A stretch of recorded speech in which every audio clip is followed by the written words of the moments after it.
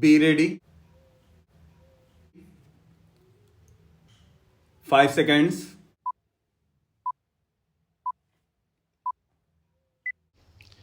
Start.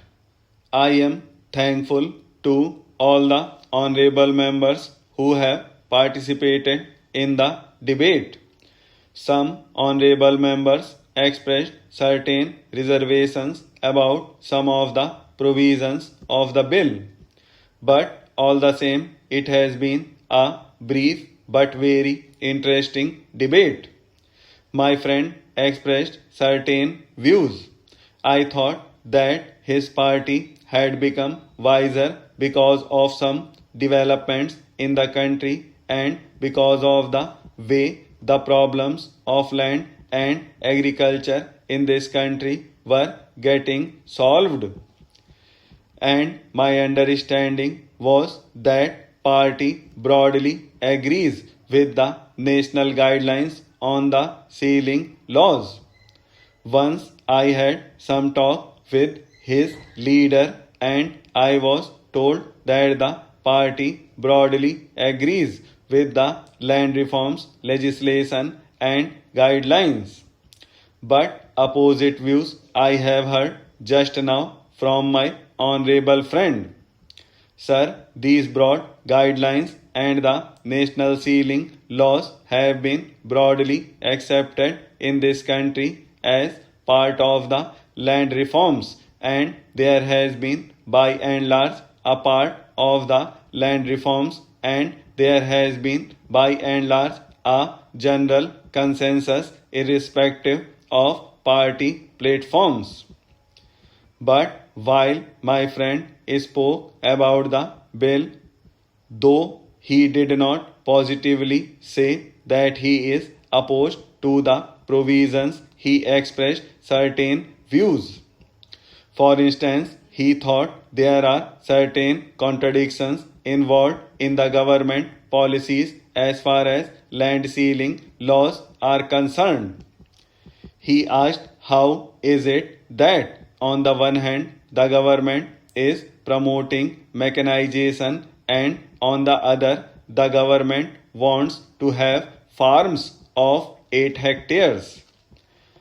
Now I would like to tell my friend that as far as India is concerned, first of all, this is not a country where we can afford to have big farms.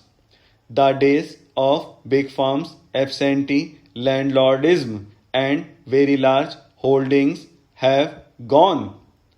In fact, we can claim very legitimately that one of our very proud achievements is that we have done away with landlordism. We have done away with big landlords and big estates. We want this country to be a country of small farmers. But there were certain persons, certain individuals, certain categories of persons who had in their possession very large holdings. I do not think they can have it now. But naturally, whatever may be the problems of agriculture in this country, we have tried to find solutions in its own background. We cannot follow the pattern of either the Soviet Union or America. If international experience has any lesson to teach us, it is that even small farms can be productive farms, can be paying farms. For instance, take the case of Japan. My friend may be aware that the size of Japanese farms is less than the average size of our farm holdings, but even then they are highly mechanized and they use small tractors and power tillers. So there is no basic contradiction on our scheme of things. We do not contemplate that every individual should own a tractor. In fact, what we are trying to help and support in this country is that tractors and power tillers should be available either through cooperative societies or through service centers or through agro industries corporations. So, there should be an institutional framework to provide adequate draft power and necessary machinery for cultivation. I do think there is any contradiction involved, but we do not think that every farmer should own a tractor. He also made a statement that there is no ceiling on income from business, and why should there be a ceiling on land?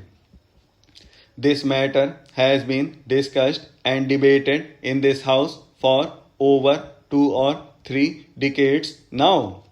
The position of land availability in this country or the land man ratio in this country is well known. If a few persons are allowed to have large holdings, it would have created lot of tension in the countryside. It is not, therefore, in the interest of the country. But I quite concede that it is not possible to distribute land in the rural areas on the basis of calculation of heads. This is the other extreme which we do not want.